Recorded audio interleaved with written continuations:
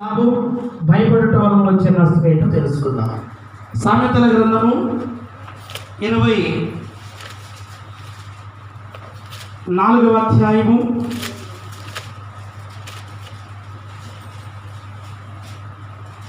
సామెతల గ్రంథం 28వ అధ్యాయం సామెతల గ్రంథం 28వ అధ్యాయము 14వ వచనాన్ని ఒకసారి చదవండి. నిత్యము భయము కలిగి ప్రవర్తించువాడు ధన్యుడు, హృదయమును కఠినపరుచుకునివాడు కీడులో పడుతాడు. ఓకే, అది అక్కడ ఉంచండి. అదే సామెతల గ్రంథం 29వ అధ్యాయం 25వ వచనం చదవండి.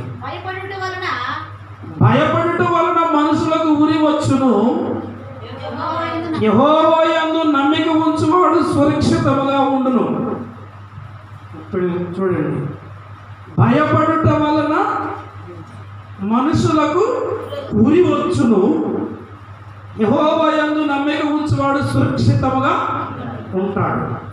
ఇందాక చదివాం 14వ వచనం 28వ అధ్యాయంలో, నిత్యము భయం కలిగి ప్రవర్తించేవాడు ధన్యుడు, హృదయముని కఠినపరుచుకునేవాడు ఉరిలో పడతాడు, కీడులో పడతాడు. జాగ్రత్త గమనించండి. ఇక్కడ 2 విషయాలు నేను మీ దృష్టికి తీసుకొస్తున్నాను ఈరోజు. మొదటి విషయాన్ని నేను మీకు తర్వాత చెప్తాను, రెండవ విషయాన్ని మొదట చెప్తున్నాను. అంటే భయపడుట వలన మనుషులకు ఉరి వచ్చును. భయము ప్రాణాన్ని తీస్తుంది. భయం ప్రాణాన్ని తీస్తుంది. ఏం లేదు, డాక్టర్ దగ్గరికి వెళ్ళి పరీక్ష చేయించుకున్న తర్వాత, అమ్మ నీకేమైందో నాకేం ఇంకా అర్థం కావట్లేదు కానీ ఒక వారం రోజులు ఆగి రాపో అన్నాడు అనుకో, ఈ వారంలో ఏం చేయమంటా ఏమో ఇంకా అర్థం కాలేదంట, ఏమైందో అని కూడదేదో నీళ్ళు తాగుతా, లేకపోతే ఏదో అనుమానంగా చెప్పాడు అనుకోండి, మా ఇది కొద్దిగా ప్రమాదకరంగానే ఉంది అన్నాడు అనుకో,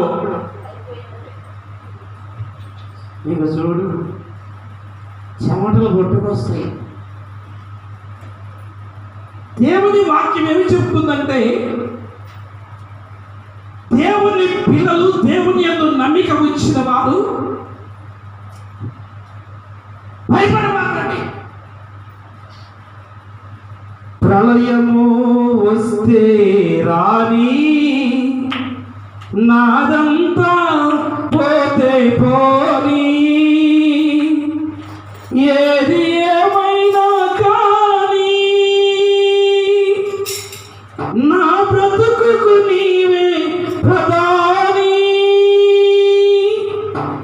నాతి శరమే ఆది శరమే, నాతి శరమే ఆది శరమే, నీవే నా హామీ, రక్షించుమే స్వామి, నీవే నా హామీ, రక్షించుము స్వామి.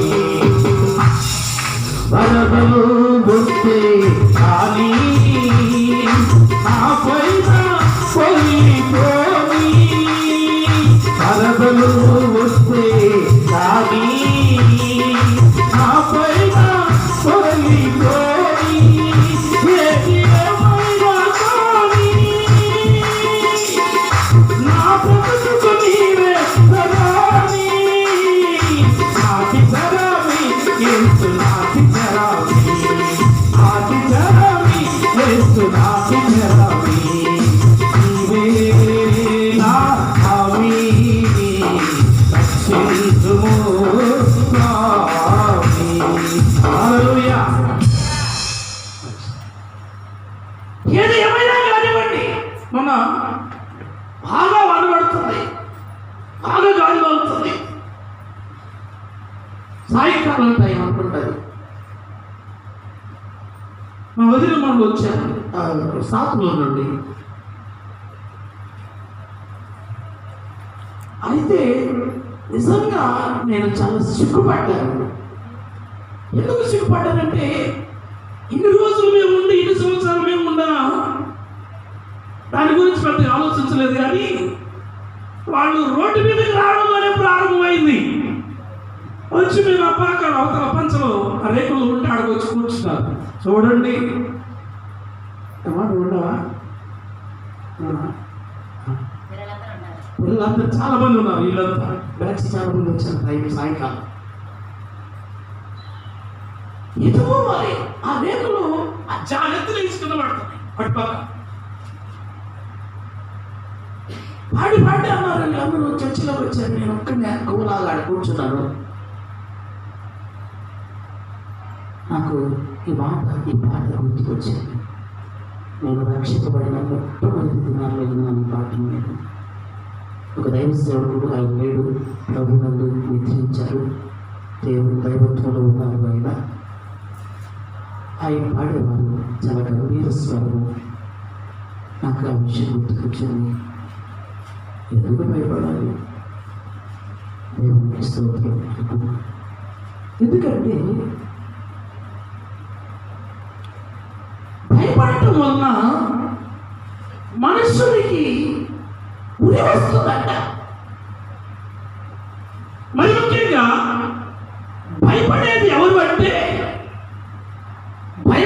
ఎవరంటే అవిశ్వాసులు, దేవుడు లేనివారు, దేవుని మీద ఒక నిరీక్షణ లేనివారు, దేవుని గురి లేనివారు, దైవ నిశ్చయత లేని వాళ్ళు భయపడతారు. దేవుని నిశ్చయత కలిగి, దేవుని భయం కలిగి, దేవుని మీద ఆధారపడేటువంటి వాళ్ళు భయపడాల్సిన పర్లేదు. ఎందుకంటే నేడు ఇక్కడ, రేపు అక్కడ దేవునికి స్తోత్రం కలుగునే కాక. ఎక్కడంటే ప్రభువులో, ప్రభు రాజ్యంలో. ఇంకెందుకు భయపడాలి? ఇంక భయపడాల్సిన పనేంటి? దయచేసి భయపడవాకండి. దేవుని వాక్యం చెప్తుంది, యోబు గ్రంథము 3వ అధ్యాయము 25వ వచనం ఒకసారి చూడండి.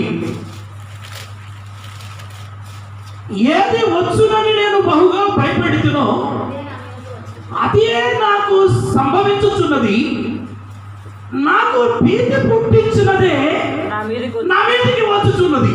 నాకు నెమ్మది. జాగ్రత్త గమనించండి. ఈ ఆలోచన ఏంటంటే, అసలు నా పిల్లలు నా మాట వింటారంటవా? అసలు ఆస్తి అంతా ఏమైందంట? అసలు ఆస్తి ఐశ్వర్యాలన్నీ ఏంటి? వాటి యొక్క ఉద్దేశం అవి ఎక్కడ ఉంటాయి, ఏమవుతాయి అని ఒకవేళ తను ఆలోచించాడేమో. చూడండి, తనకి భీతిని పుట్టించిందంట. భీతి అంటే భయం. తనకి ఆలోచన భయాన్ని పుట్టించింది. భయాన్ని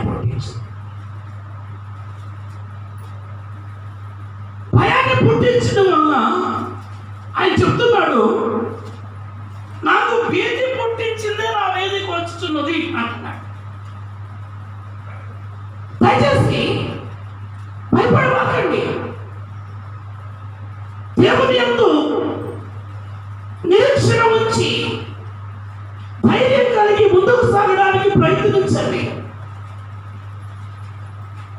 దేవుని బిడ్డలారా, ఇంకొక మాట చెప్తాను. మనం భయపడవలసిన వాటికి భయపడాలి, కానీ అనవసరమైన వాటికి భయపడకూడదు. అనవసరమైన వాటికి భయపడకూడదు. లేనిపోని ముసలాలో ముచ్చట్లకు భయపడకూడదు. జాగ్రత్తగా గమనించండి. ఇంకొక మాట చెప్తాను. తన జీవితం ఏంటో, తన విధి ఏంటో తనకు తెలియదు. అట్లాంటి వాళ్ళు ఏదైనా చెప్పేస్తే నమ్మేస్తున్నారు ఈనాటి ప్రజలు. నమ్మేస్తున్నారండి. నమ్మేది మాత్రమే కాదు, భయపడి చివరికి ఉరి తెచ్చి పెట్టుకుంటున్నారు.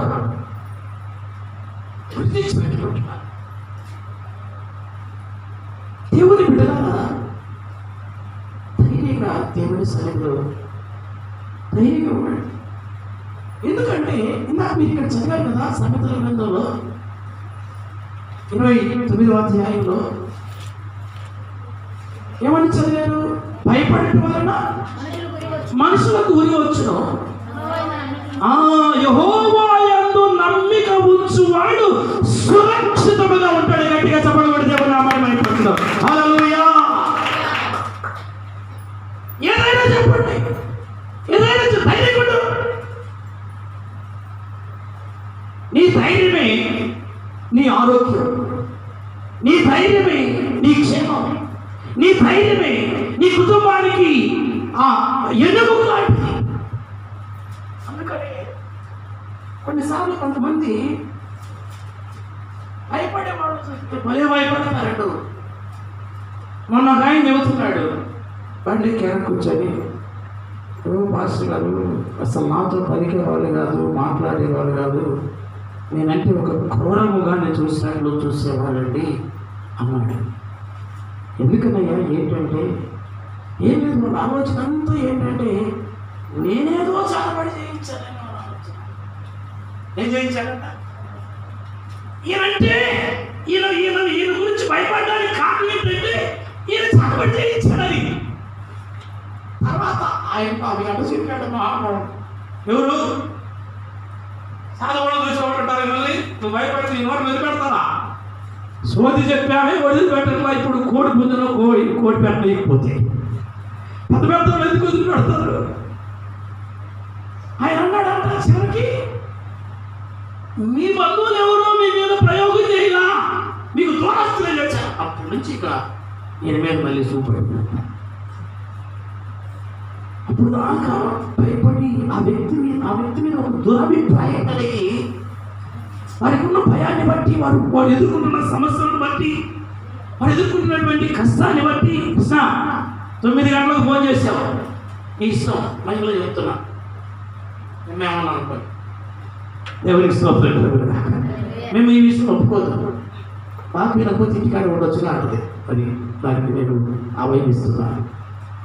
దేవునికి మహిమ కలుగును కాక. ఎందుకు నేను ఈ మాట చెప్తున్నానంటే, దయచేసి దేవుని బిడ్డలారా సురక్షితంగా ఉండవలసిన మనము దేని విషయం భయపడవాలండి. దేవుడు ఏ సమయాన ఏది అనుగ్రహించాలో, ఏ సమయాన నీకు ఏం చేయాలో దాన్ని చేస్తాను. భయపడవాలండి, ధైర్యంగా ఉండండి. భయపడటం వలన ఇలాంటి సమస్యలను కొని తెచ్చుకుంటాం. ఇంకొక విషయం చెప్తున్నాను, వచ్చింది కొంచెమైతే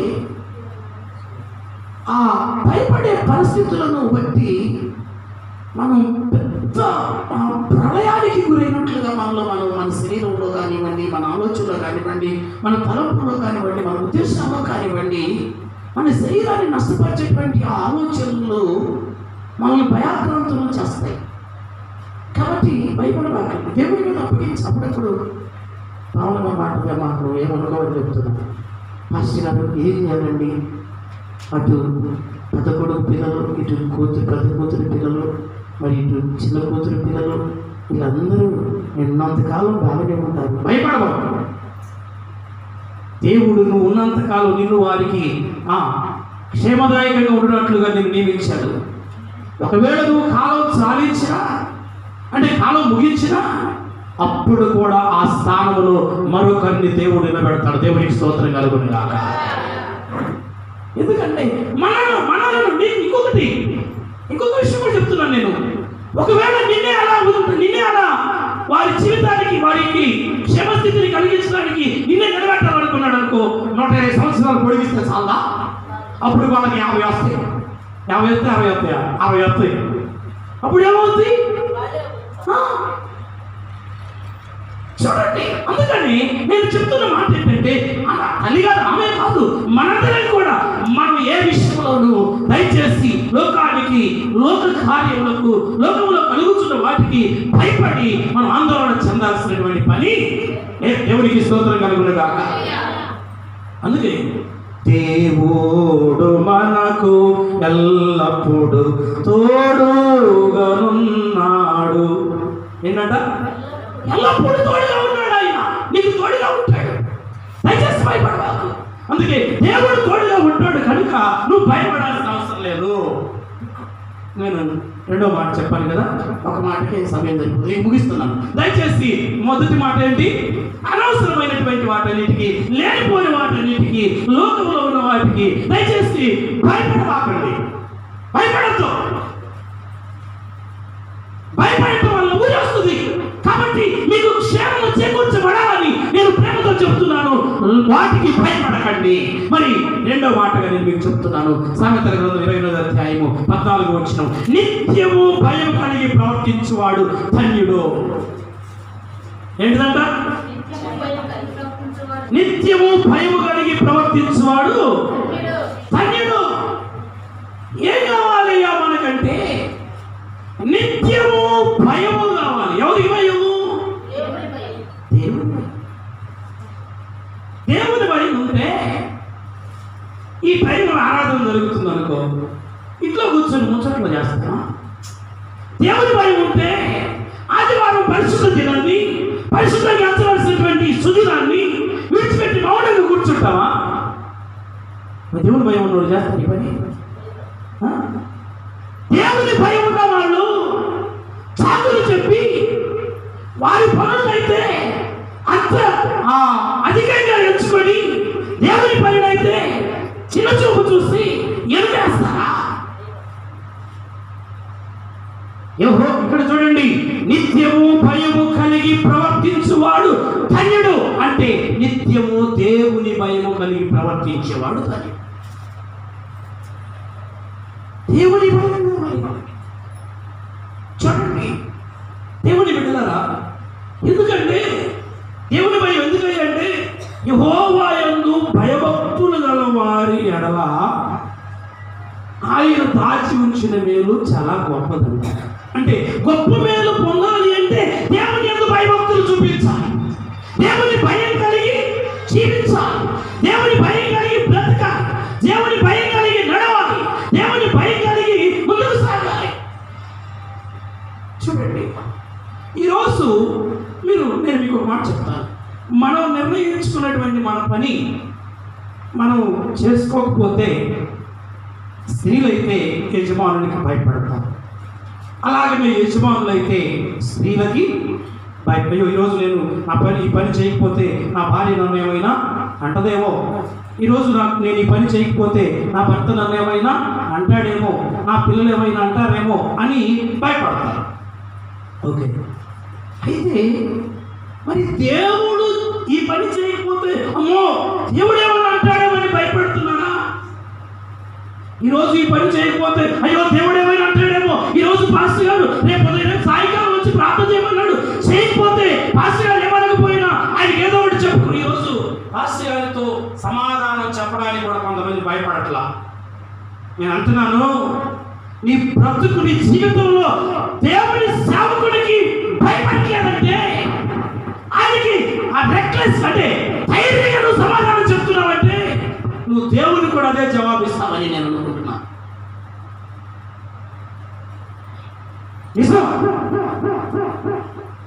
దయచేసి గమనించండి.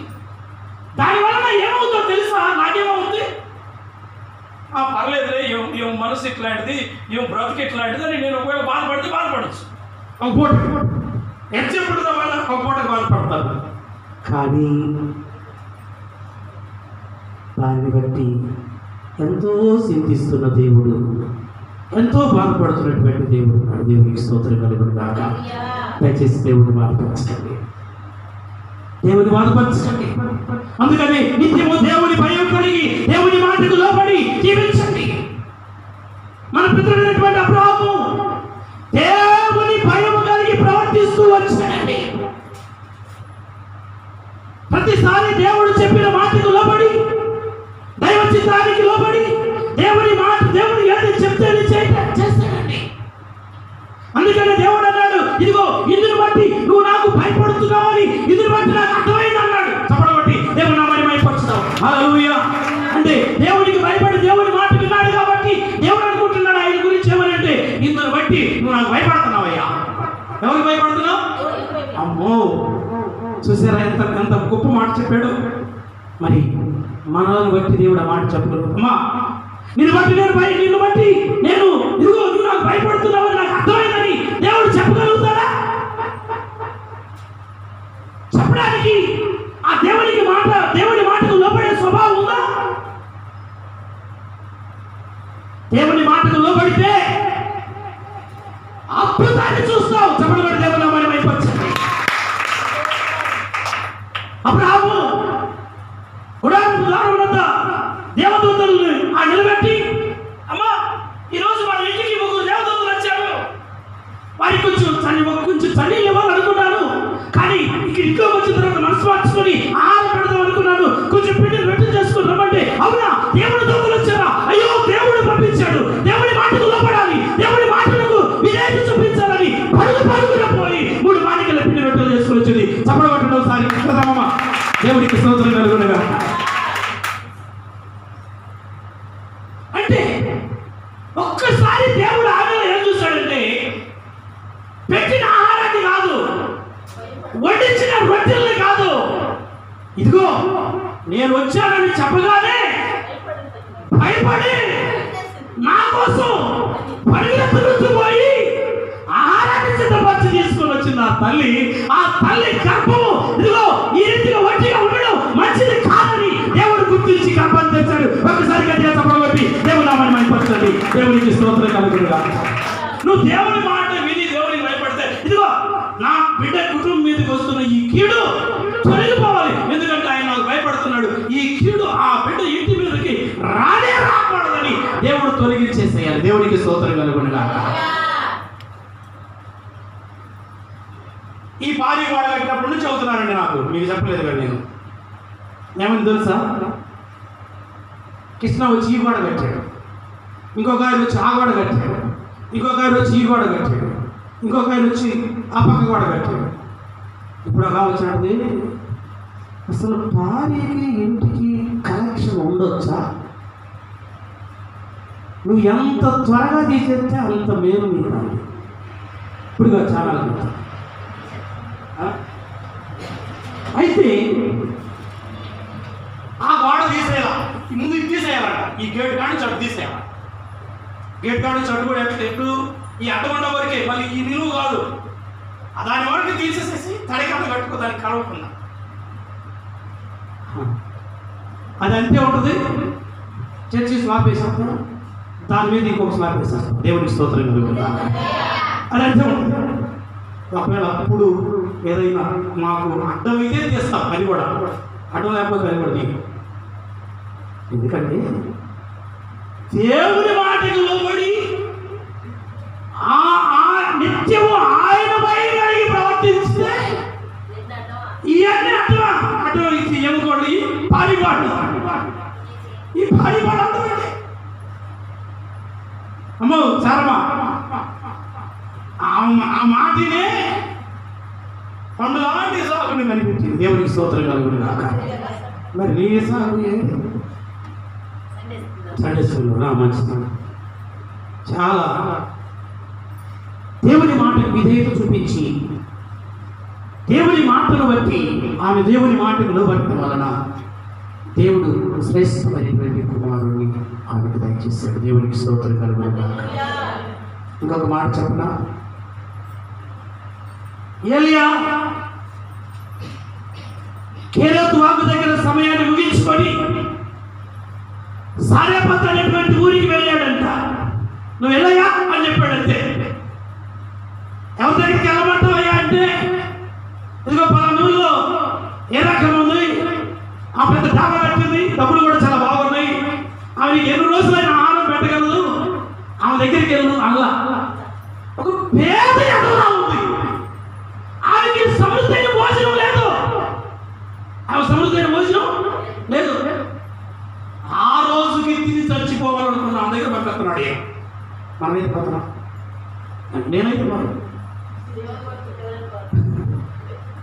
కానీ ఆయన ఆ పేద దూరాలా, పెద్ద దూరాలా, చిన్న దూరాలా, ఈ కాదు ఆయన చూసింది. ఆయన మాట్లాడాడు, నేను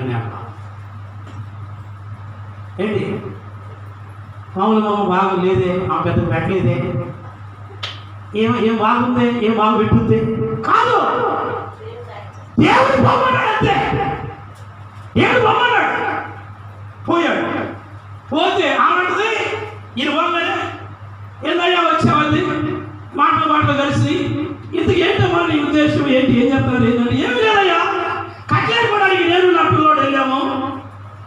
ఎందుకంటే ఈ రోజుకి 2 అప్పాలు చేసుకోవడానికి, ఒక రొట్టె చేసుకోవడానికి కొంచెం పిండి ఉంది. ఈ కట్టెలు కొంచుకొని పొయ్యి పుట్టించుకొని ఆ పిండి రొట్టె చేసుకొని తిని ఈ రోజు తిని రేపు చచ్చిపోతామని వెళ్ళామయ్యా అంటారు. నన్ను ఇంత దగ్గర పంపించేది అనుకున్నాడా? అనుకోరా. ఇది ఇక్కడికి దేవుడు పంపించాడంటే దేవుని ఉద్దేశం ఏదో ఉందని గ్రహించి, అమ్మా సరే కానీ నేను ఒక మాట, చిన్న మాట చెప్తాను, దయచేసి ఏమనుకోవద్దు. నువ్వు ఆ ఉన్నటువంటి కొద్ది పిండిలో ఒక చిన్న రొట్టెలు చేసుకో. అప్పుడప్పుడు పిల్లలు, మనం పెద్దోళ్ళు అట్లు ఆడటం చూసి పిల్లలు కూడా అట్లు ఆడుతారు మట్టితో. మీకు తెలుసో లేదో, మట్టితో అట్లు ఆడుతారు. మనం పెద్ద పెద్ద అట్లు చేస్తాము, వాళ్ళేమో బిస్కెట్ అంత అట్లు చేస్తారు కదా. అట్లాగనే ఒకవేళ అనుకుంటున్నాను అంత పిండి ఉంటే పెద్ద ఒకటే అయ్యేది, దాంట్లో కొంచెం తీసి బిస్కెట్ అంత అప్పు చేసిందేమో, బిస్కెట్ అంత రొట్టె చేసిందేమో. ఆ రొట్టెను తీసుకుని వెళ్ళి అయ్యా ఇదిగో నువ్వు తెప్పన్నా, నేను తెచ్చాను. ఆయన కూడా అన్నాడు అమ్మా, ఆయన పొమ్మన్నాడు, నేను వచ్చానమ్మా. ఇద్దరు అవి తీసుకొచ్చినటువంటి ఆ చిన్న రొట్టెను తిన్నాడు. వెళ్ళిపోయింది అంతే. దేవుడికి స్తోత్రం కలుగును గాక. హల్లెలూయా. వెళ్ళిపోయింది. అది మొదలుకొని మరలా భూమి మీద వర్షం కురిసి పంటలు పండి సమృద్ధిగా ఆహారం తన చేతికి వచ్చి అంతవరకు తన కుండలో నూనె అయిపోలేదు, తన తొట్టులో పిండి. దేవునికి స్తోత్రం చెప్పి చప్పట్లు కొట్టండి. దేవునికి మహిమ కలుగును గాక. ఎందుకంటే నిత్యము దేవుని భయం కలిగి ప్రవర్తించడం ద్వారా ఇలాంటి మేలు వస్తుందండి. ఇంకొక మాట కూడా చెప్తాను, విషయం కూడా చేకూర్చబడుతుంది.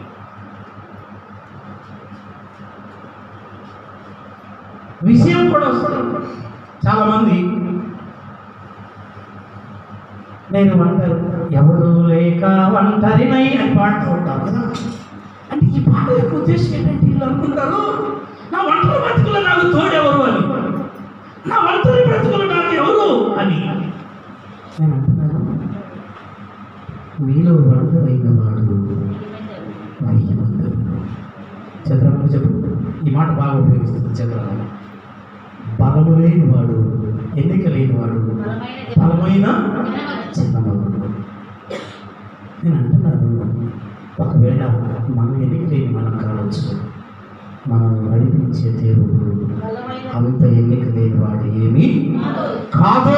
దేవునికి స్తోత్రం కలుగును గాక.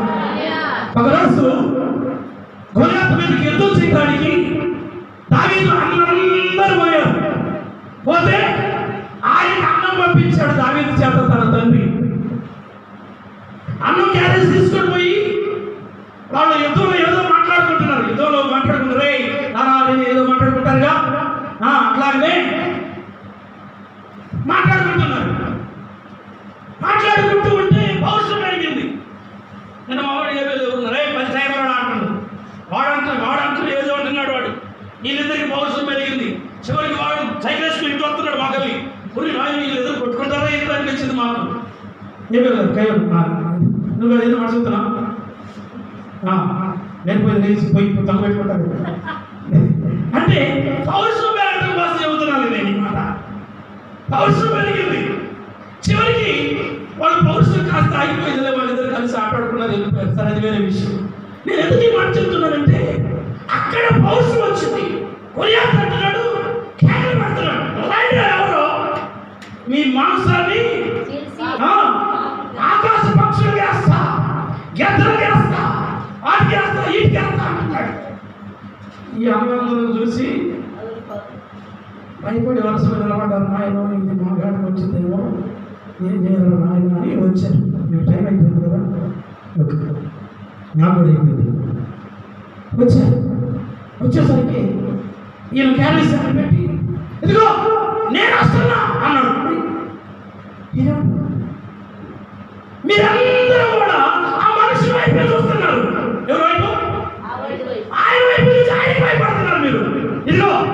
జీవము కలిగిన దేవుని నామం పేరిట నేను దేవుని వైపు చూసి ముందుకు వస్తున్నానని దేవుని సన్నిధిలో ముందుకు వచ్చి అడిగేశాడు. చెప్పబట్టి దేవుడు నామాన్ని ఈయనెవరో తెలుసా? దేవుని భయం కలిగిన వాడు. దేవునికి స్తోత్రం కలుగును గాక. నిత్యము దేవుని భయం కలిగి ప్రవర్తించేటువంటి వ్యక్తి అదిగో దేవుని పేరిట వస్తున్నాడు. ఇలా వచ్చారా? ఆకంతో సత్యం ఏమే తెచ్చేవాడు శ్రీ దేవుడి క్యారేజీ అని ఈ అన్నమాట. దేవుని భయం కలిగిన వాడు కాబట్టి ఏం చేశాడంటే ఆ దేవుని భయం కలిగి ఉండటం ద్వారానే గొప్ప విషయానికి కారణమైంది. దేవునికి స్తోత్రం కలుగును గాక. అందుకని దేవుని బిడ్డలారా నేను అంటున్నాను, నిత్యము దేవుని భయము కలిగి ప్రవర్తించువారు అనవసరమైన భయం కలిగి ప్రవర్తించే వారి మీదకి ఊరి. కాబట్టి ఈ రెండింటిలో ఇప్పుడు ఏదో తెలుసుకోవడం. నాకు నేనేం చెప్పాను? భయపడటం, భయం లేకుండా. ఇప్పుడు నిత్యము దేవుని భయం కలిగి ఉంటే మనకి ధన్యకరమైనటువంటి జీవితాన్ని దేవుడు దయచేస్తాడు. ఈరోజు దావీదుకు దేవుడు ఒక ధన్యకరమైనటువంటి జీవితాన్ని అనుగ్రహించాడు. ఏంటంటే సింహాసనం ఇచ్చి ఆ సింహాసనశీనుడిగా ఆయన్ని కూర్చోబెట్టాడు. దేవునికి స్తోత్రం కలుగును గాక. కొన్నిసార్లు దేవుని పిల్లలు ధైర్యంగా మాట్లాడటం తెలియదు. కొన్నిసార్లు దేవుని పిల్లలు ధైర్యంగా ఉచితం చేయడం తెలియదు. చెడక మేషకు అభివృద్ధి చూసారా? దానియేలుని చూసారా? వారు రాజు దగ్గరికి నెబుకద్నెజర్ దగ్గరికి వెళ్ళి, రాజా నీకు ఉత్తరం ఇవ్వలేమన్నా సింత మాకు లేదు, నీకు సమాధానం చెప్పలేమన్నా ఆ దిగులు మాకు లేదు. ఇదిగో మేము సేవించుతున్న దేవుడు నిత్యము మండుచున్న వేడిమి గల అగ్నిగుండములో నుండి తప్పించుటకు సమర్థుడు. ఒకవేళ తప్పించకపోయినను ఆ ధైర్యం కలిగిన మాట మనకు వస్తుందా? దేవునికి భయపడే వాళ్ళు మాట్లాడే మాట. ఏమండి, ప్రార్థన చేయొద్దంటే ఇంట్లోకి వెళ్ళి తలుపు వేసుకొని దానియేలు ప్రార్థన చేశాడే దేవుడి సన్నిధిలో. మనం లాక్డౌన్ అని చెప్తే ఇంట్లో కూడా ప్రార్థన చేయట్లా. లాక్డౌన్ అదేమంటే లాక్డౌన్ బజార్లన్నీ తిరగచ్చు, ఇల్లన్నీ మంది, ఊరంతా మంది, కొంతమంది ఏంటి ఎండమాయ ప్రార్థన చేస్తున్నారు. ఈ ఊరు అంతమంది దీని దగ్గరికి వచ్చేసరికి లాక్డౌన్. లాక్డౌన్ కూడా ఒక విధానాలు అనేలేవా? ఇప్పుడు కూడా మీరు వెనకాల కంపెనీ ఇట్లా చదువుతున్నారు. నాకు తెలియదు నాకైతే ధైర్యం అండి. ధైర్యం కాకపోతే ఏముంది? ఊళ్ళంతా పెట్టుకుంటే మనది పెట్టుకోం కదా. నా ధైర్యం ఏంటి? బాగులు దగ్గర బాగులు తీసి జరగమంటుంటే మనం ఇంక 40-50 మంది ఎందుకంటే పడదని నా ధైర్యం. దేవుని స్తోత్రం కలుగును గాక. హల్లెలూయా. దానికి కూడా ప్రార్థన చేసిన ప్రభువా ఇలాంటి ఇబ్బందులు రాకూడదయ్యా, మేము నీ పిల్లలు ఇప్పటికే దూరం అయిపోతున్నారు, క్షేమస్థితిని కలిగించడం కోసం దైవ సన్నిధి కూడా సమీపంగా ఉండాలని ప్రార్థన చేస్తూ వస్తున్నాం. లాక్డౌన్ ప్రారంభమైన నాటి నుండి ఇప్పటి వరకు కూడా దేవునికి స్తోత్రం కలుగును గాక. సరే, నేను ముగిస్తున్నాను. ఖచ్చితంగా నేను చెప్తున్నాను, 1 గంటకు ముగిస్తాను. దయచేసి ఒక 10 నిమిషాలు ఎక్స్ట్రా అయింది, ఇంకా ఎక్కువ చేయను.